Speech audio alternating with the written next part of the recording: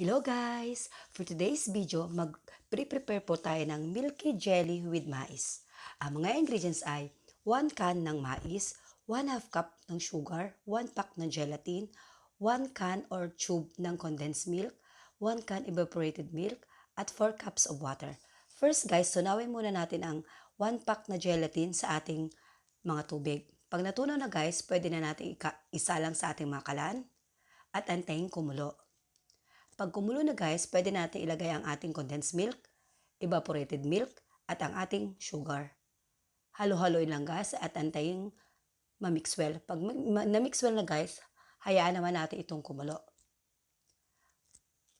Pag kumulo na guys ang ating milky jelly, pwede na nating ilagay sa ating mga lyanera kung saan natin nilagay yung ating mga mais.